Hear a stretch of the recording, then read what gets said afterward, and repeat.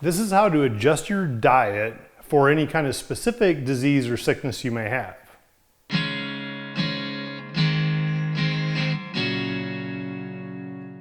It's hard enough finding a nutrition plan that works for us when we're healthy to try to maintain that good health.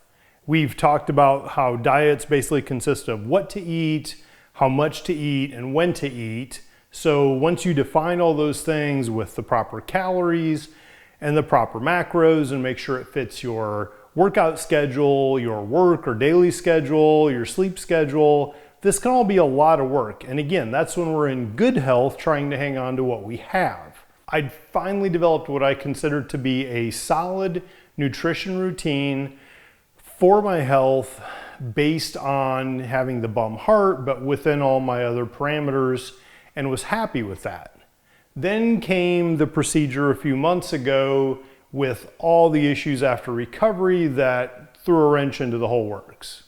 The first thing I did after the procedure was increase the amount of collagen I was taking because I wanted to add this, proteins, as much as I could to give the heart the building blocks that it needed to repair itself after the procedure. Now, obviously, as I do that, it was adding calories to my diet, so I had to make a little bit of adjustment and it wasn't the end of the world. The big thing to contend with was that my liver numbers were 5 times the maximum amount they want. So the liver wasn't functioning well, the kidneys were not functioning great either. Now, when we looked back at the pre-surgery numbers, the liver was actually doing very well, and so were the kidneys. So that gave us hope that this was just temporary result of the procedures I had. The other good thing is that the liver is an organ that can rejuvenate itself. So I wanted to create the best environment I could for that liver to try to regenerate itself and get back to its pre-surgery condition. The first thing I did was jump on Google and try to list out all the foods that are good for liver rejuvenation. So I found a resource, I got a whole bunch of different foods that are good for your liver. The reality is to go eat all the foods on that list and add that to my diet would have blown my calories, my carbs, a whole lot of things, and I would be gaining weight if I ate too much. And because the heart is marginal and my breathing is already compromised, if I eat too much, if I weigh too much, the breathing just gets worse and worse. So I had to balance, somehow find a way to get the healthy liver stuff in my body without overeating. And I noticed a theme through this list was that a lot of the items I could buy as pre-made juices. And I'm talking about 100% juices, not the cocktail or high C or something like that, but 100% juices. This is going to be a lot easier than trying to make juice out of each of them. Now, if you're into doing that, knock yourself out, but that takes a whole lot more time. So I went and bought as many of these items as I could on the list that came in juice form. And there were a couple gems in here like ginseng and ginger, turmeric, that also, there's ginger in that as well. So not only was I getting the juices I wanted, but there were also some of these other things in there showing up that were good as well. Now I did have, I guess, here a cranberry juice. The list did mention berry juices. Because my kidneys are also not doing well and there are some bladder issues, that's the second procedure, I added cranberry juice as well just to keep everything filtered and clean. So kind of 2 birds with 1 stone there. Now you could supplement the vitamins you find in these different items. I prefer to get real food as opposed to vitamins where I can. I'm already on, what am I on now, 11 or 12 different prescriptions and supplements. So trying to add real food where I can. What I've done with this is I tried to get similar size bottles as you can see, and I just open them up and start mixing them into a cooler. You don't need to use a cooler. It's not going to stay cold in here. I'm going to mix everything up and then pour them back in the original containers. That way I can freeze the ones for longer term use and just keep 1 or 2 in the fridge as I need it. So don't throw away your containers is what I'm trying to say. Now, green tea is something that I'm not thrilled about necessarily. I try to avoid caffeine because of the heart and the rhythm issues and everything. So green tea is not going to be as bad as far as caffeine goes as something like straight coffee would be.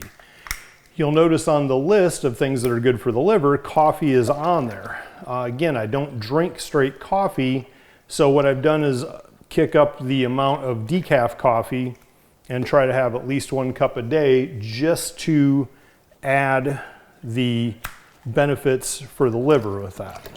A lot of these are really strong red, so you'll notice I'm wearing a red shirt. That's for a reason, because these things can stain. You can see between the beet juice, grape juice, cranberry juice, they will absolutely stain. It's not a big deal here in the kitchen. Floor probably needs mopped anyway, but just be advised and careful with this concoction once it's done. Now, do you need everything here in the list? Not necessarily, but what I'm trying to do is keep them in similar portions and then just use this as a drink in the morning every day. All right, once all the goodies are in there, and it is going to have a strong taste. So when I mix it in the morning, I'm actually mixing it with, I drink about 1.5 cups, 12 ounces in the morning, but I put it in a blender bottle and I cut it with water just because it's a pretty strong drink. In fact, what I'm going to do also is I like to put a little bit of ground cinnamon in there. It doesn't hurt from a health standpoint, but adds just a little bit of flavor to maybe knock out some of that bitterness on some of those stronger fruits and vegetables. By cutting it with water, not only does it kind of knock that fuzzy tongue feeling down a little bit, it also helps with the hydration. And as I mentioned, my kidneys are also not doing great right now, so the more hydration I can get, the better it is. It's just a good idea overall health. Remember that fluids expand when they get cold. So since I'm going to freeze most of these, I'm not going to fill them all the way to the top. I'm going to leave just a little bit of room for expansion at the top. The glass ones, if you have any, I tend to put those right to the fridge instead of in the freezer, just because plastic will make less of a mess than glass if it does freeze and burst. Put the leftovers in the pitcher in the fridge, and the glass one, and I'll freeze the rest. Since oatmeal was on my list for liver healthy stuff, I started eating that with breakfast. That was an additional item as well as the juice, and it started causing issues where it was putting my calories and my carbs way too high in my diet. The more food I had in me, the more weight I would gain. Eating too much, weighing too much are bad for my breath because both digestion and extra mass both take additional circulation. So I ended up cutting out the oatmeal. I still have the juice, and I just tried to make adjustments and tweaked elsewhere to keep below where I need to be on my calories. The next strike against me was low iron and hemoglobin.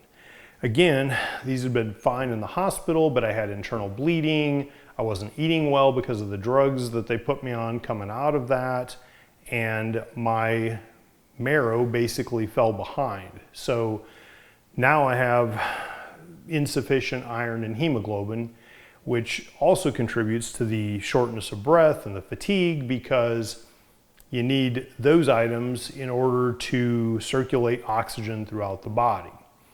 So they've been trying to get me taking the high potency liquid iron, which I've been trying to do daily.